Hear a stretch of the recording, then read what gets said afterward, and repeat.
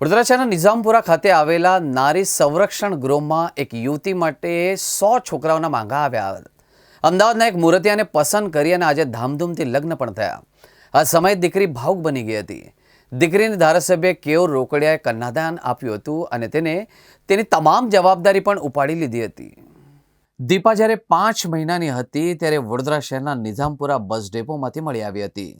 લગ્નની ઉંમર થતાં જ નારી સંરક્ષણ ગૃહ દ્વારા તેના લગ્ન કરવા માટેનું નક્કી કરવામાં આવ્યું, જેમાં લગ્ન માટે 100 બાયોડેટા આવ્યા, જેમાં યુવતીએ અમદાવાદના યુવક જતીન પટેલને પસંદ કર્યો. યુવક અમદાવાદમાં સિવિલ એન્જિનિયર તરીકે નોકરી કરે છે અને તેનો પરિવાર પણ વ્યવસ્થિત છે. આજે જતીન જાન લઈને વડોદરાના નારી સંરક્ષણ ગૃહ ખાતે પહોંચ્યા, જ્યાં બંનેના ધામધૂમથી લગ્ન થયા હતા. વરરાજા જતીન પટેલે કહ્યું કે સૌથી પહેલાં મેં મારો બાયોડેટા નારી સંરક્ષણ ગૃહમાં આપ્યો અને ત્યારબાદ સંસ્થા દ્વારા બધી બાબતોની ખરાઈ કરવામાં આવી હતી. પછી અમને બંનેને મળવા માટે બોલાવ્યા અને અમારી એકબીજા સાથે વાતચીત પણ થઈ. પરસ્પર સંમતિ બાદ આ લગ્ન નક્કી થયા છે. ખૂબ જ સરસ અનુભવ છે અને મને ઘણો આનંદ થઈ રહ્યો છે. ધારાસભ્ય કેયુર રોકડિયાએ પણ કહ્યું કે આ એવી દીકરી છે કે જે કદાચ સરકારના નારી સંરક્ષણ ગૃહમાં બાળપણથી લઈને આજ દિન સુધી મોટી થઈ છે. તો આ દીકરીના સમાજમાં પિતા બનવું એ વધારે સૌભાગ્યની વાત છે. જેનું કોઈ નથી એના ખરેખર ભગવાન છે અને ભગવાન મને આજે નિમિત્ત બનાવ્યો છે આ દીકરીના લગ્નમાં કન્યાદાન માટે. તો હું ભગવાનનો આભાર માનું છું. એક કન્યાના પિતા બનવું એક ખરા અર્થની અંદર સૌભાગ્યની વાત છે.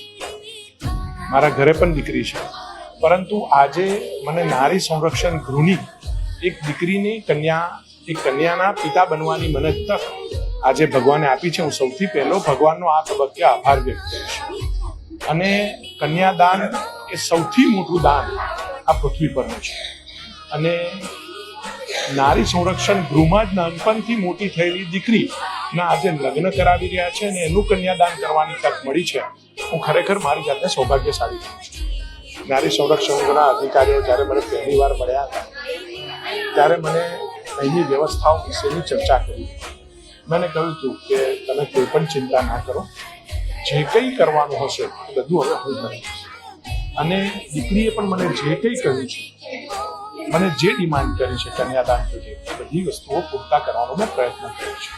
ભવિષ્યમાં પણ દીકરી જે કંઈ મને કહેશે અને લગ્ન થયા પછી પણ ઘણીવાર પિતા તરીકેની ફરજ પૂરી કરવી પડતી હોય છે, તો એ પણ જે કંઈ કહેશે એ પૂરતા કરવાની મારી જવાબદારી.